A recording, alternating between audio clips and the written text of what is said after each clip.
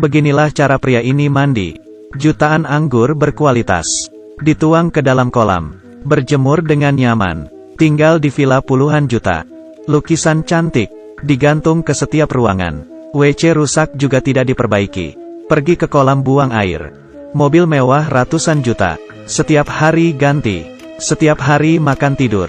Kehidupan yang santai. Kenapa tidak ada yang peduli? Kehidupan masa depan. Wabah virus. Ia menjadi orang terakhir di bumi. Berkendara ke seluruh Amerika. Satu pun tidak ada yang hidup. Ia merasa stres. Petunjuk terakhir. Menemukan sebuah villa. Dan membawa barang kuno. Menghias rumah. Karena kepunahan manusia. Tidak peduli pandangan duniawi.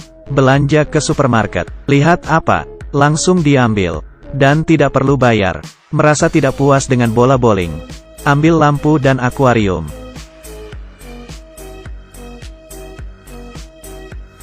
Dan paling hebat, mengambil mobil sembarangan. Ke mobil ratusan juta. Pelan-pelan dorong. Turun. Kehidupan yang bahagia. Tidak berapa lama, ia mulai merasa kesepian. Di koran lihat wanita tua. Ia merasa sangat cantik. Ia melihat orang yang lama sudah dikaguminya.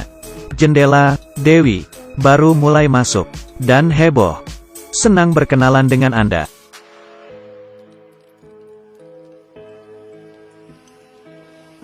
Hidup seorang diri sangat bosan. Ia gambar senyuman di bola. Berkata bosan. Malamnya, ia tidak bisa tidur. Mulai membentuk salib. Dan meminta ke Tuhan seorang wanita. Villa bagus berubah jadi tempat sampah. Kolam renang berubah jadi toilet. Harapan pria. Tidak jadi kenyataan. Seharian, ia minum sendirian. Puluhan juga anggur. Dituang ke kolam. Dan sambil merendam. Setelah hidup sendirian selama setahun, ia tidak tahan. Demi dirinya, mencari tempat. Menulis di batu. Bersiap mengakhiri hidupnya. Ia siap. Menancap gas. Mobil mulai ngebut. Ke arah target. Ia menginjak rem. Karena ia lihat, kejauhan, ada asap. Ia senang. Menyetir ke arah asap itu. Turun dari mobil. Hatinya melonjak. Ini, pakaian wanita. Kalau di bumi ini, hanya tinggal satu orang. Kamu bakal ngapain? Ada orang pakai telur. Diminumnya mentah. Menyetir mobil mewah ke supermarket. Orang Amerika ini lebih hebat. Berendam di ratusan juta anggur. Mobil mewah dihancurkan. Tapi sekarang, ia sadar. Di dunia ini masih ada seorang wanita yang hidup. Tiba-tiba ia pingsan. Saat sadar, lihat seorang perempuan cantik. Keduanya berciuman. Tapi beberapa saat, ia buka kedua matanya dengan jelas. Wanita cantik sebelumnya, berubah jadi wanita tua. Kamu mau ngapain? Benar-benar sial. Ternyata, yang tadi, semuanya hanya mimpi. Wanita berkata, ia mendapatkan pesan. Meski enggan, dia tetap wanita. Ia mengajak wanitanya mampir ke rumahnya. Dengan cepat, ia menyesal. Karena, ia tidak cocok dengan wanita itu. Manusia akan punah. Wanita tetap mengikuti aturan. Melihat penyeberang jalan. Mobil harus berhenti. Akhirnya, ia tidak tahan. Dan menyetir mobil masuk ke supermarket. Keduanya tidak senang. Esok harinya, wanita pindah ke sebelahnya. Pria kesal. Pergi ke sana. Wanita tidak menghiraukannya. Karena menurut dia, yang paling terpenting, mereproduksi manusia. Jika pihak lain membenci, keduanya tidak bisa hidup. Masing-masing balik rumah. Wanita mencintai kehidupannya. Di perkarangan, menanam buah. Ia merasa terhina. Tengah malam, ia mencabut semuanya. Diam-diam, ia tergerak karena ketulusan wanita. Akhirnya, ia pertama kalinya membantu wanita untuk mengatasi air. Keduanya bertemu, memutuskan untuk memproduksi manusia. Setelah mengenal, ia tidak sabar, mulai membuat ide. Tapi wanita ingin sesuai perasaan. Harus nikah dulu. Pernikahan direncanakan esok harinya. Ia sangat senang. Saya tidak tahu. Mimpi buruk baru aja dimulai. Siapa yang kasih tamparan ke pria ini? Sehari sebelum pernikahan, ia sibuk menyiapkan secara detail. Tapi pria tidak peduli. Melakukan apa yang ia mau.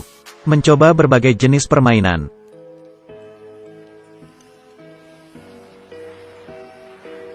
Di hari pernikahan, wanita memakai baju nikah, masuk ke pelaminan. Sadar pria, berpakaian jelek, pakai sembarang. Wanita tidak puas, tapi masih sabar, karena wabah virus. Hanya mereka yang masih beruntung hidup, harus saling menolong, memproduksi manusia dengan cepat, sampai ke tukar cincin. Ia tidak sabar. Pria bingung. Ia dari awal bilang pernikahan, melupakan tentang tidak menyiapkan cincin. Melihat kelakuannya, ia melempar bunga dan meninggalkan pelaminan. Ia khawatir bawa cangkul ke depan pintu wanita. Melihat dekor kamar pernikahan, ia mengerti wanita susah payah. Ia dengan tulus minta maaf, mengajaknya jalan-jalan dan menyiapkan hadiah. Saya ada hadiah untuk kamu. Tidak mungkin memberikan palu kecil sebagai hadiah. Jangan salah paham, ia tidak buruk. Tujuan utamanya adalah toko emas. Pukul ke kaca, ada cincin. Hati wanita membaik. Pernikahan tetap berlanjut. Setelah menikah, wanita mengambil inisiatif, beradaptasi dengan gaya hidup pria, menemaninya bermain banyak jenis permainan. Inisiatif bertemu mantan pacarnya, saling menyapa, bersahabat, membantingkannya keluar. Setelah bersama, ia mulai menerima wanita. Ternyata, hari bahagia tidak berlangsung lama. Terjadi kecelakaan. Sore itu, saat mereka keluar jalan-jalan, tiba-tiba ada sebuah mobil mewah di samping. Pria itu turun dari mobil. Di dalam mobil, keluar seorang wanita muda. Ternyata, ia juga menemukan pesan. Lalu ke sini, melihat wanita cantik di depan matanya. Ia menyesal, pernikahan ini terlalu cepat. Yang satu istri yang tua dan lemah. Satu lagi wanita muda yang cantik. Terakhir bagaimana ia memilih masa depan manusia, kemana harus pergi. Ini adalah 3 episode pertama dari film Pria Terakhir di Bumi. Keseluruhan cerita penuh dengan kreativitas. Kelihatannya sangat nyata, layak untuk dilihat.